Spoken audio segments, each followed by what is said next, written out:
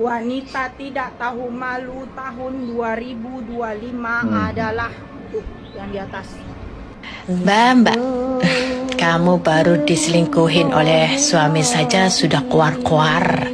Di live menjual kesedihan, di tetangga-tetangga menjual kesedihan.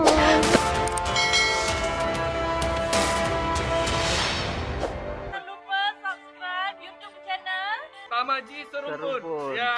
Oke, terima kasih.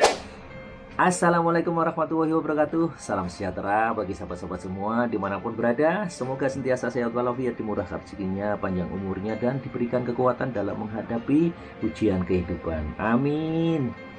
Hari ini saya ingin menanggapi satu isu yang sedang hangat dibicarakan tentang seorang wanita bernama Imelda Savitri yang kini menjadi buah mulut ramai di tahun 2025.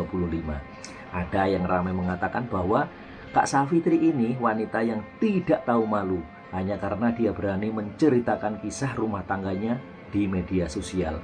Ada juga yang menuduh bahwa apa yang dia buat hanyalah untuk mencari simpati dan perhatian orang ramai. Saya juga perhatikan ramai orang Malaysia yang turut bersimpati dengan apa yang terjadi. Ramai yang paham bahwa bukan mudah untuk seorang wanita tampil dengan jujur menceritakan kisahnya tanpa menyalahkan siapa. Itu tandanya masih ramai hati yang lembut, yang tahu membedakan antara mencari perhatian dan mencari ketenangan. Wanita tidak tahu malu tahun 2025 adalah yang di atas. Ya, Imelda Savitri. Dia rela menceritakan kisah rumah tangganya demi mendapatkan simpati orang-orang banyak. Mbak, kamu baru diselingkuhin oleh suami saja sudah kuar-kuar. Di live menjual kesedihan, di tetangga-tetangga menjual kesedihan.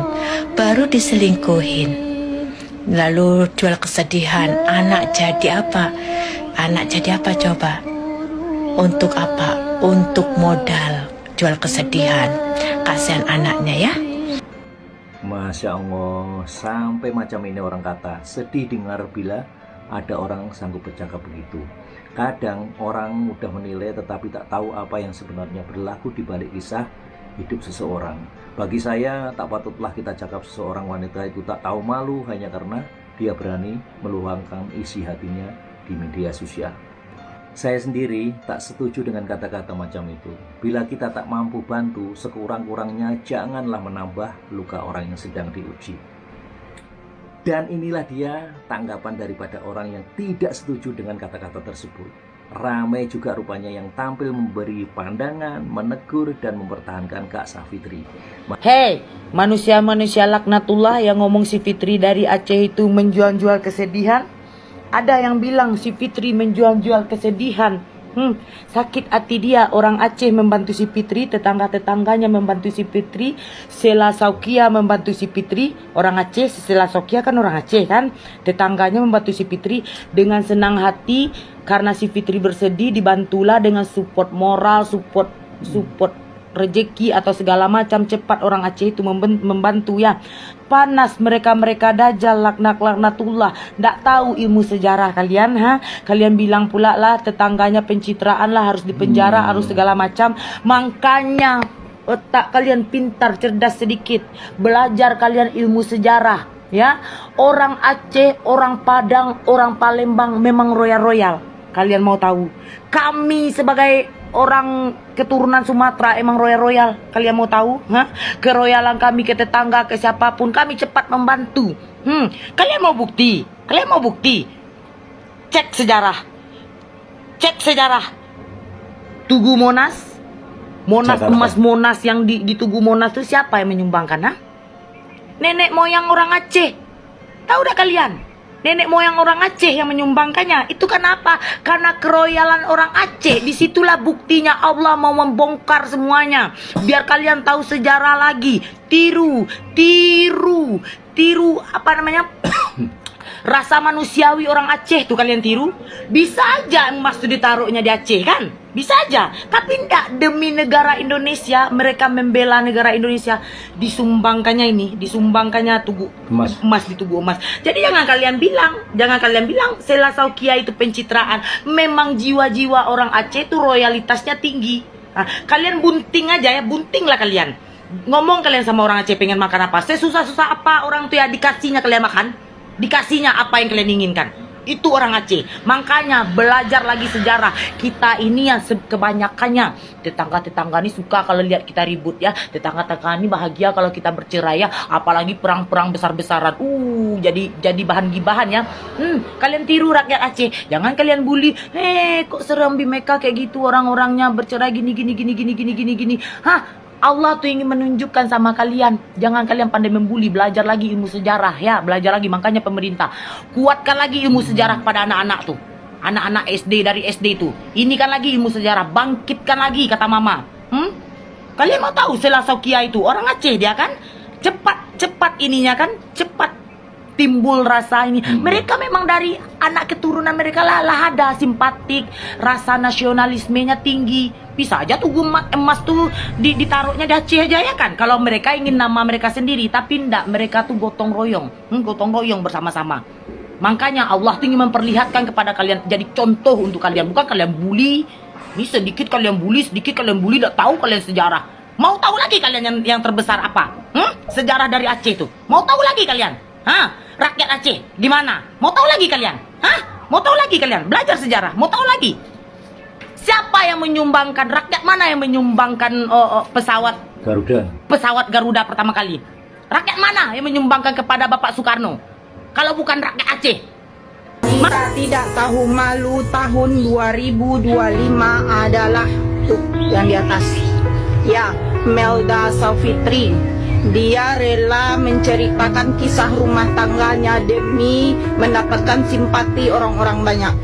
Mbak, kamu baru diselingkuhin oleh suami saja sudah keluar-keluar. Di live menjual kesedihan, di tetangga-tetangga menjual kesedihan. Baru diselingkuhin, lalu jual kesedihan. Anak jadi apa? Anak jadi apa coba? Untuk apa? Untuk modal jual kesedihan. Kasihan anaknya ya. Tapi yang lebih menyedihkan tadi kan itu ada ini ada suara ngaji, tapi ibunya nyinyir, tapi ibu lagi pasang audio itu ada bunyi itu yang lebih sedih Bu. Enggak, tapi juga yang memberikan komentar ini adalah netizen, seorang perempuan dan seorang ibu. Enggak, tapi itu aneh juga sih. Baru maksudnya gini, gesturnya tuh gini, menceritakan seolah-olah kita yang seandainya kedepannya, untuk hidup kedepannya saya akan berusaha untuk menjadi lebih baik. Dan pesan saya untuk kamu, jika nanti kamu sudah dapat pengganti saya, tolong kamu jaga dia, kamu sayangi dia, kamu ratukan dia. Dan untuk anak-anak kita, tolong tetap berkomunikasi. Dia nyari kamu. Gimana? Dia juga nggak mau kali. Dia panggil-panggil kamu, itu aja. Melda Savitri masih tetap mengucapkan kalimat maaf. Dan sekarang saya nak tanya pula kepada sahabat-sahabat semua, bagaimana pula dengan pendapat korang selepas melihat video ini? Adakah korang setuju dengan orang yang mengatakan bahwa Kak Savitri hanya mencari simpati dengan menceritakan kisah rumah tangganya? Atau korang rasa dia sebenarnya hanya ingin melepaskan beban yang selama ini dia pendam seorang diri? Sila tulis pandangan yang jujur korang di ruangan komen, sebab saya nak tahu bagaimana hati korang melihat kisah ini dari sisi kemanusiaan dan rasa simpati. Semoga Kak Savitri terus kuat, tetap tabah dan menemukan kebahagiaan baru yang lebih indah selepas semua ini terjadi.